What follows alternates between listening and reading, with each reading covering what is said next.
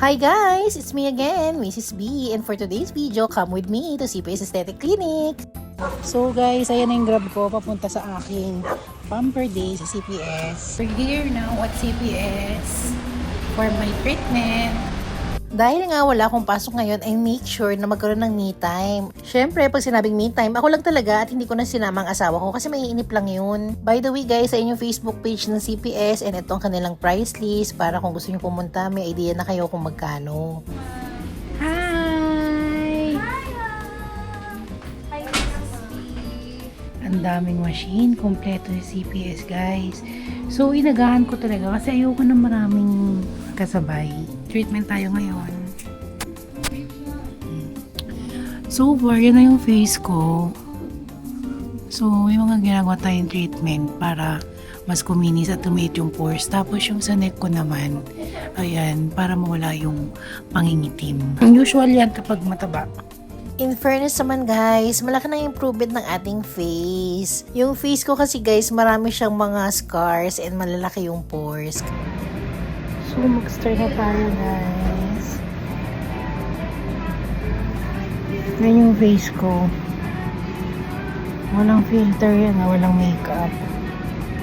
Ito palang itsura ni Mrs. B pag walang salamin. Tingnan nyo naman, dahil ang tagal ko na nga nagsasalamin, bumakat na yung nose piece ng salamin ko. At saka yung talukap ko, dahil nga sa taas ng grado, at pag walang salamin, kinakamot ko yan sa gabi kasi nga pampaantok. So, dapat pala hindi. Hindi naman big deal ngayon ng discoloration. So, inormalize na natin yan. So, super relaxing. Sarap. Dito pala sa CPS, bago mag-start ang treatment, so nire-require nila talaga mag-facial para malinis ang face. Basic facial pa nga lang to, pero advanced talaga ang mga machine dito sa CPS. I-stay muna tayo ha, I'll be back. Naku, mababait ang crew dito guys.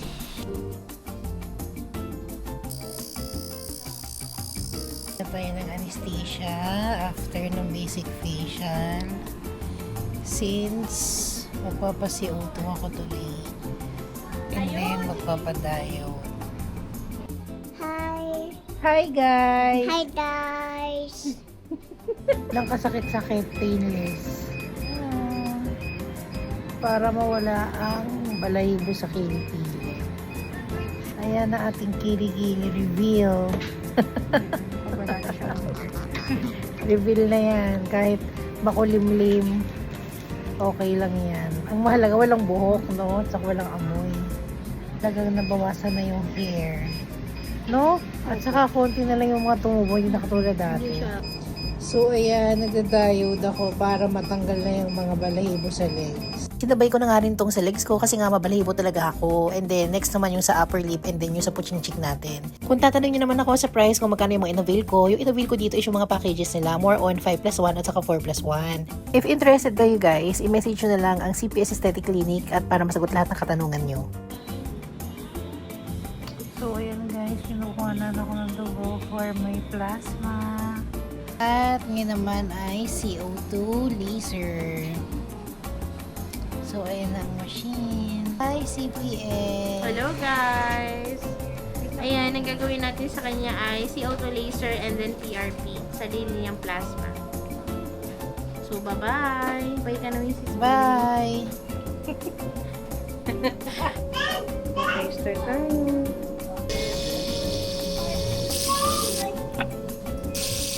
Tolerable naman ang pain. Syempre, may anesthesia.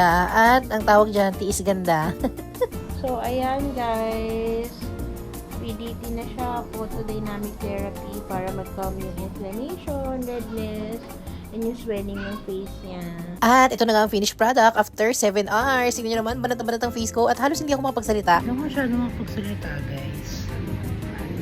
Only here at CPS. Gawang CPS yan. Oh, Banat na banat. Wala yan kahit ano guys. lang. Thank you for watching. Bye!